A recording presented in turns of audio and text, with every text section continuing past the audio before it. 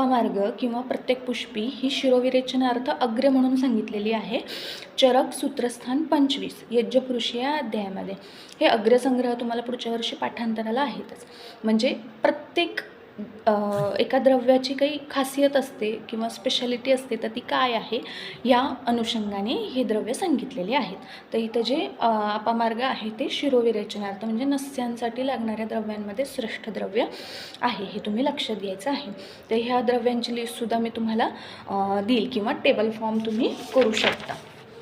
ठीक आहे. त्याच्यानंतर श्लोक नंबर 15 आणि 16 हे तुमचे पाठांतराचे श्लोक आहेत.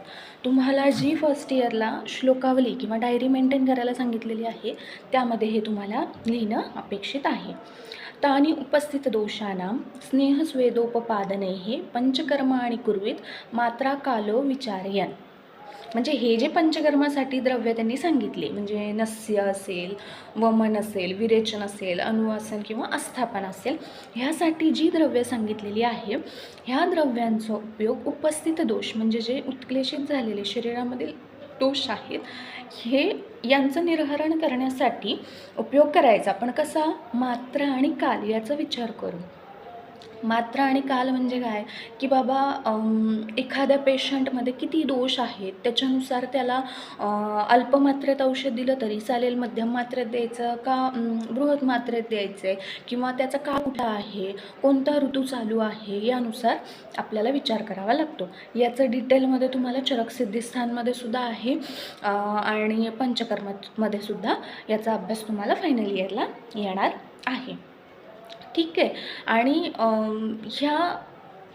ह्या दोषांचं निर्हरण करताना किंवा हे पंचकर्म करत असताना त्याच्यामध्ये पूर्वकर्म म्हणजे स्नेहन आणि स्वेदोपपादने, हे स्नेहन आणि स्वेदन हे आपल्याला करायचं आहे.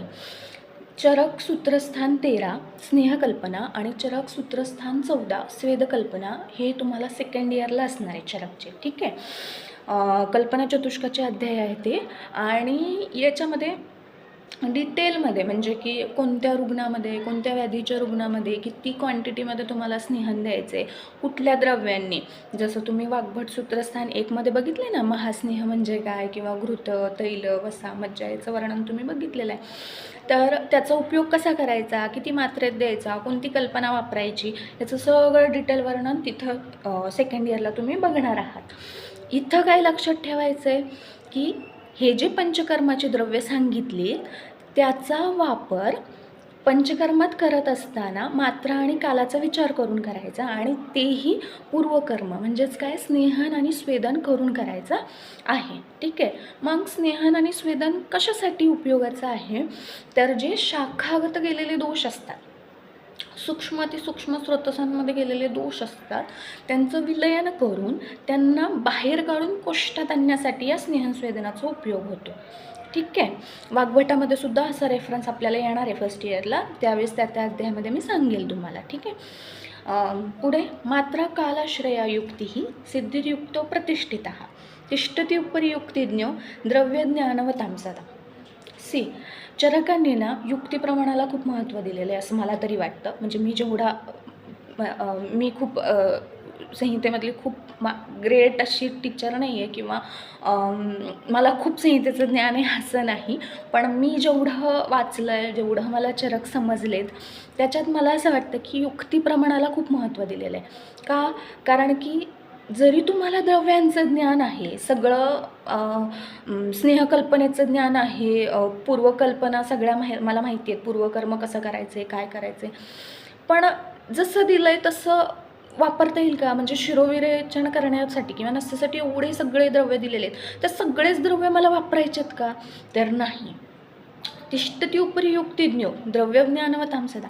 म्हणजे तुम्ही सगळ्या गोष्टी म्हणजे सगळ्या औषधींचं ज्ञान आहे, तुम्हाला मात्रा काल सगळं याच्यावरती तुम्ही अवलंबून आहात, सगळ्यांचं ज्ञान आहे, पण तुम्ही तुमचं युक्ती किंवा तुम्ही तुमचं बुद्धीचा वापरच नाही केला आणि जसं सांगितलं आहे तसं ब्लाइंडली फॉलो केलं. की त्यांनी सांगितले की बाबा फॉर एक्झाम्पल मदनफळ आहे, ज्येष्ठमध आहे, कडुनिंब आहे, जिमुतक आहे, कृतवेदन आहे, हे वामक द्रव्य आहे. तर मग प्रत्येक पेशंटमध्ये सगळेच द्रव्य वापरायचेत का मला? नाही वापरायचे. किंवा विरेचनार्थ त्रिवृत्तही चालतं आहे, स्नुही पण चालतं आहे आणि त्रिफळा पण चालतं आहे. मग मी सगळ्यांना सगळेच द्रव्य द्यायचेत का? किंवा एखादा क्रूर गोष्टी आहे, मला त्याला त्रिफळा देऊन चालेल का? त्रिवृत्त देऊन चालेल का? नाही चालणार आहे. तर तिथं काय येतं आहे की मी पेशंट आल्यानंतर मी त्याचं कोष्ठपरीक्षण करणार आहे, त्याचं अग्निपरीक्षण करणार आहे, त्याचं बलपरीक्षण करणार आहे आणि मग ठरवणार की ह्याला अनुलोमनार्थ किंवा विरेचनार्थ कोणतं औषध सूट होतं आहे. ही काय झाली माझी युक्ती. चरकांनी तर सगळंच दिलेलं आहे, पण त्या पर्टिक्युलर पेशंटमध्ये मी काय वापरायचं आहे आणि काय नाही हे कशावरती डिपेंड आहे, तर युक्तिप्रमाणावरती डिपेंड आहे. ह्या श्लोकामध्ये म्हणजे चरक सूत्रस्थान 2च्या 16 नंबरच्या श्लोकामध्ये युक्तिप्रमाणाचं महत्त्व किंवा युक्तीचं महत्त्व त्यांनी सांगितलेलं आहे.